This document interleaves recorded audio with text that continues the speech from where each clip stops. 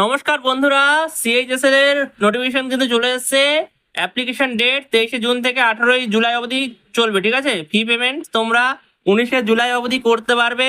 Correction window খুলে যাবে 23 থেকে 24 জুলাই, কিন্তু চেষ্টা করে ভুল না করার। অ্যাপ্লিকেশনে কোনো রকম প্রবলেম হলে কমেন্ট করবে, সেই হিসাবে আমরা কিন্তু তোমার জন্য একটা ভিডিও আনতে পারি, যেটাখানে আমরা অ্যাপ্লিকেশনের মানে কিভাবে ফর্ম ফিল আপ করতে হয় সেটা দেখাবো। ঠিক আছে, আচ্ছা। এবার যদি টায়ার 1 আর টায়ার 2 এক্সামিনেশনের ক্ষেত্রে চলে আসা যায়, তাহলে টায়ার 1 এক্সামিনেশন বলা হচ্ছে 18 সেপ্টেম্বর থেকে 18 সেপ্টেম্বর পর্যন্ত চলবে। টায়ার 2টা হতে পারে ফেব্রুয়ারি মার্চে। আচ্ছা, এই এক্সাম ডেট যেগুলো বললাম এগুলো কিন্তু টেন্টেটিভ, এগুলো কোনো কনফার্মেশন এই মুহূর্তে নেই। ভ্যাকেন্সি যদি চলে আসা যায়, তো টেন্টেটিভ ভ্যাকেন্সি বলছে 3131, কিন্তু পরে বাড়তেও পারে। ঠিক আছে, কমবে না, চিন্তা নেই, বাড়তে পারে। আর ফাইনাল ভ্যাকেন্সিস যেটা আপডেট করা হবে এসএসসির ওয়েবসাইটে। ঠিক আছে, আচ্ছা। পোস্ট অফারে যদি চলে আসা যায়, তো এটা এখানে গ্রুপ বি আর সি এর লেভেলের পোস্ট তোমরা পাবে, যার মধ্যে রয়েছে data entry operator, lower division clerk, junior secretariat assistant. আর যদি পে লেভেলে চলে আসা যায়, তো এটা কিন্তু পে লেভেল 2 থেকে পে লেভেল 5 এর মধ্যে পড়বে, অর্থাৎ 19,900 থেকে 92,300। এলিজিবিলিটি ক্রাইটেরিয়ার মধ্যে প্রথমটা আর বলছে ইন্ডিয়ান সিটিজেন হতে হবে, সেটা আর বলার দরকার নেই।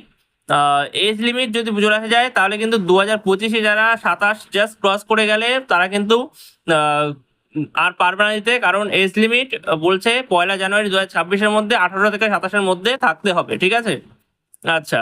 এডুকেশনে যদি চলে আসা যায়, তা ডাটা এন্ট্রি অপারেটরের জন্য তোমাকে 12 স্ট্যান্ডার্ড, অর্থাৎ সিএইচএসএল বলা হচ্ছে কম্বাইন্ড হায়ার সেকেন্ডারি, অর্থাৎ 12 তো হতেই হবে। ঠিক আছে, আচ্ছা। 12 ডাটা এন্ট্রি অপারেটরের জন্য তোমাকে সায়েন্সের ব্যাকগ্রাউন্ডের হতে হবে। আর ডাটা এন্ট্রি অপারেটর না হলে বাকি যে দুটো বললাম সেগুলোর জন্য তোমার কোনো সায়েন্স দরকার নেই, নর্মাল 12 থাকলেই হবে। এবার 12 যে শুধু যাদের কমপ্লিট হয়ে গেছে তারাই ধরো, এমন নয়। যাদের পার্সুইং করছো, যারা পরীক্ষা দেবে 12-এর, তারাও কিন্তু ফর্ম ফিল আপ করতে পারবে। শর্ত একটাই, যে যারা পার্সুইং আছো তাদের কিন্তু পাস আউট হয়ে যেতে হবে ওই 1 জানুয়ারি 2026-এর আগে। ঠিক আছে, বা ওই দিনের মধ্যে হলেই হবে আর কি।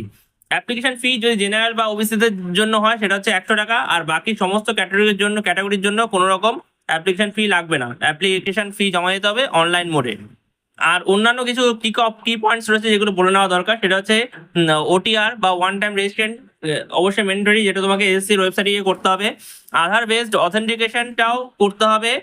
আর এটা কিন্তু এসএসসির অ্যাপে করতে পারবে না, এটা বেস্ট তোমরা এসএসসির ওয়েবসাইটে গিয়ে করো, অ্যাপে একটু গন্ডগোল করে অথেন্টিকেশনটা।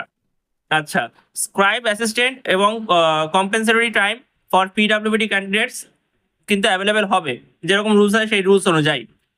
ফিজিক্যাল এবং মেডিকেল স্ট্যান্ডার্ডস কিন্তু অ্যাপ্লিকেবল হবে, যেমন নোটিফিকেশনে দেওয়া আছে, বা সিবি বা অন্য যে কোনো ওয়েবসাইট থেকে দেখতে পারো, যেই সিবিআই বা এনআই এর যে পোস্টগুলো আছে সেগুলোতে অ্যাপ্লিকেবল হবে। ঠিক আছে, তো এইটাই ছিল। ধন্যবাদ, থ্যাংক ইউ, গুড নাইট।